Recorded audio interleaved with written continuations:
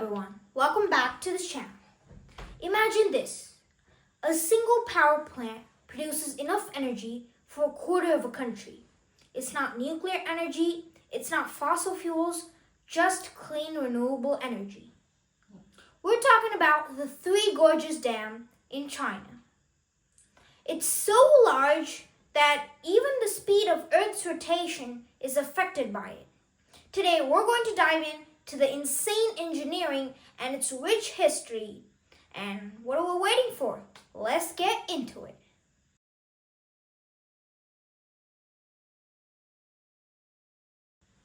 At 2.3 kilometers long and 181 meters tall, the Three Gorges Dam in Hubei is massive. It's located in the Yangtze River and it has a huge reservoir over 600 kilometers long. It's even bigger than the island nation of Singapore. Its main purpose is for electricity power generation, and it can produce up to a whopping 22.5 gigawatts of energy per year. That's enough to fuel 4.5 million people's lives. Compared to the Cooley Dam and the Hoover Dam in the US, they can only produce a quarter of the Three Gorges Dam's production. Even nuclear power plants can't keep up to its capacity. Now we need to understand why it was built. Apart from energy production, floods were a major problem in cities and villages around the Yangtze River. Minor floods happened every year during the monsoon, but major floods happened once in a while, which took out many lives. 90 years ago, the deadliest one happened, which took out almost 3.7 to 4 million lives. To prevent this, a plan of an enormous dam was developed by engineers across China. The dam prevented flooding in major cities like Shanghai, and this happened because it stored huge volumes of water during the monsoon and released needed amounts during the summer. Now we need to understand how was this big mega project built. To build such a big dam in a very large river, there was two problems. First, they needed to stop the river, and next they needed to redirect the water because the continuous flow of the Yangtze River supported an entire civilization downstream. They built it by first developing stone enclosures around the area and then drained the water. And they started construction inside it using high-tech equipment. The water was redirected through a small canal around the stone enclosures. Once the structure was completed, the turbines was added and tested. Once it was ready, they blew up the enclosure using explosives and the water rushed into the turbines and it was successful. Overall, it took 17 years to build this mega project and it costed over $30 billion. That's about 15 B-2 bombers. Now, for such a big dam, we need to know how do the ships traverse it. First, there were the traditional ship locks. But the problem with these were that it took way long. For a ship, it took about 4 hours.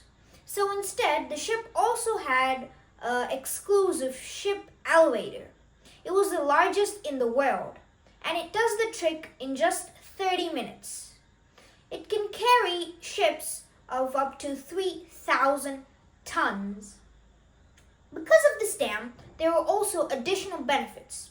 First, the shipping capacity of the Yangtze River increased 6-fold, and simultaneously, the cost of shipping through the Yangtze River decreased significantly. Due to the sheer amount of records broken by the dam, it soon became a tourist spot. Separate viewing decks and resorts were built around the dam for viewers to witness the big phenomenon. Apart from its benefits, the Three Gorges Dams had various challenges and problems.